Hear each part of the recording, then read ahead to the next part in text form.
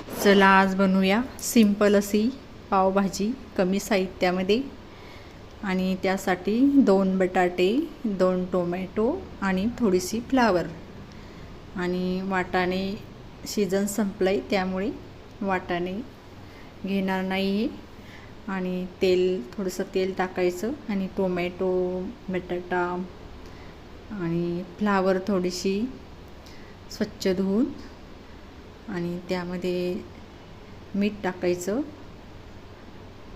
हळद टाकायची थोडीशी आणि मिक्स करून घ्यायचं सर्व.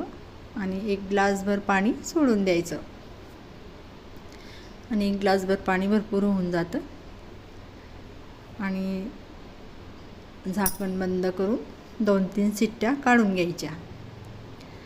आणि 2-3 शिट्ट्यानंतर आपल्या या भाज्या व्यवस्थित अशा शिजल्या आहे. आणि बटाटे पण झाले आणि पूर्ण गाळ करायची नाही. आणि टोमॅटोची अशी साल काढून घ्यायची. त्यामुळेच मी एका टोमॅटोचे 2च तुकडे करायचे आणि त्याची शिजल्यानंतर साल निघून जाते. आणि खूप टेस्टी होते ही भाजी, सिंपल अशी, पटकन होते.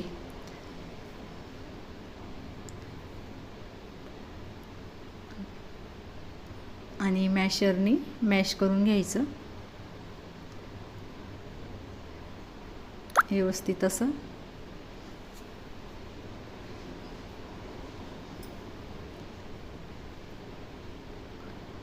आणि पावभाजी लहान मोठ्यांना सगळ्यांनाच आवडते.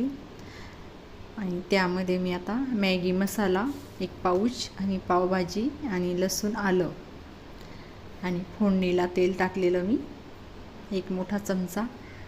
आणि जिरं, मोहरी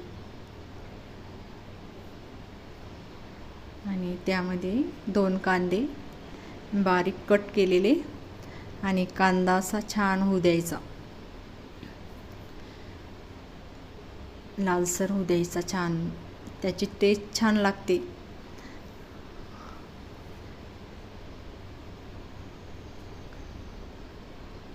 आता कांदा पण छान लालसर होऊ द्यायचा. झाला आहे लालसर. त्यामध्ये आलं लसूण ठेचून टाकायचा आणि गॅस पूर्ण कमी करून टाकायचा. त्यामध्ये 1 पाऊच टाकलेलं पावभाजी मसाला 1 चमचा आणि तिखट टाकलेलं. आवडीनुसार घ्यायचं तिखट कमी जास्त करायचं. आणि ही 3 लोकांसाठी भाजी आहे. आणि गॅस कमी करून, कोरडे मसाले असतात त्यामुळे जळण्याची शक्यता असते, त्यामुळे थोडंसं गॅस बंदच करून टाकायचा आणि भाजून घ्यायचं.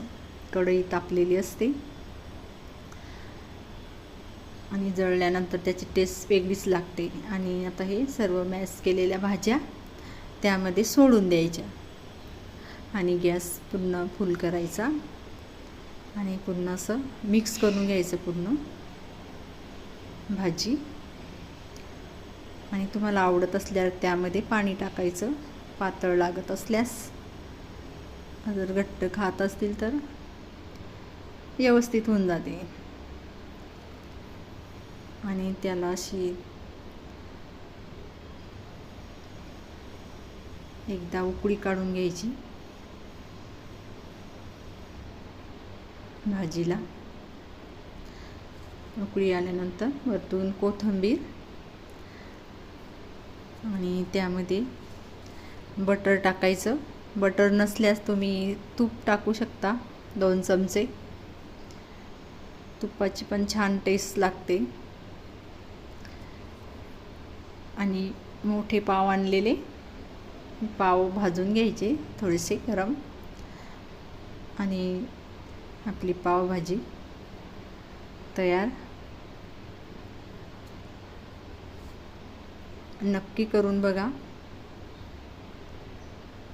आणि त्यावर कोथिंबीर, कांदा, आवडत असल्यास लिंबू टाकायचं.